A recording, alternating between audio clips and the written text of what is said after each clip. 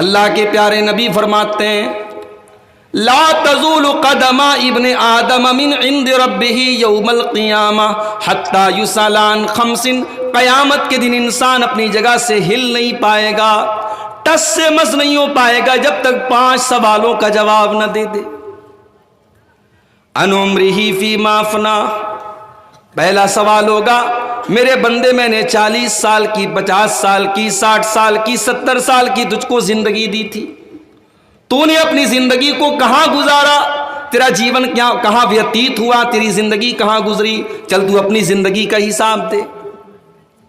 دوسرا سوال وعن شبابہ فیما ابلاہ، تیری جوانی کہاں گزری، لڑکوں سے بھی پوچھا جائے گا، لڑکیوں سے بھی پوچھا جائے گا۔ جوانی کا جب دور تھا، خوبصورتی کا دور تھا، طاقت کا دور تھا، تو نے اپنی جوانی کے دور کو کہاں گزارا، چل تو اپنی جوانی کا حساب دے۔ تیسرا سوال وعن مالہ من این اکتسبہ، تو نے اپنا مال کہاں سے کمایا، کہیں ایسا تو نہیں کہ افیم اور چرس کا دھندا تو کرتا تھا،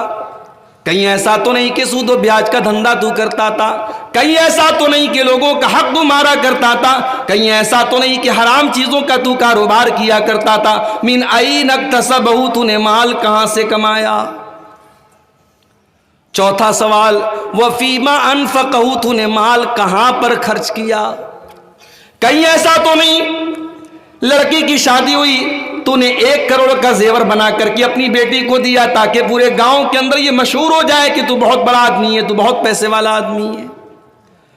غریبوں کی بیٹیاں بیچاری بن بیاہی بیٹی رہ گئیں، ان کے باپ اپنی بیٹیوں کی شادی نہ کر سکے، لوگوں کے گھر میں کھانا نہ بن سکا،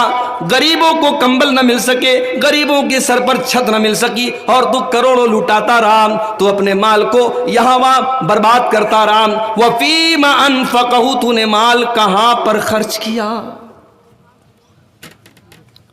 اور 5واں سوال وَمَاذَا عَمِلَ فِيمَا عَلِمَ،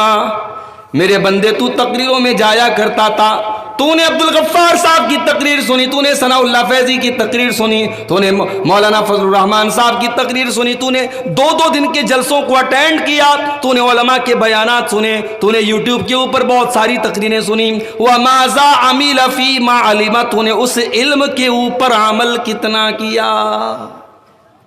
یہ سوال ہوگا۔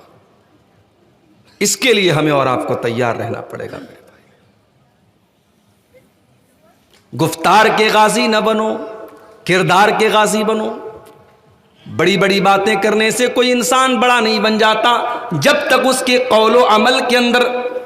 مطابقت نہ ہو، جو بات وہ کہہ رہا ہو اس بات کے اوپر اس کا عمل بھی نہ ہو۔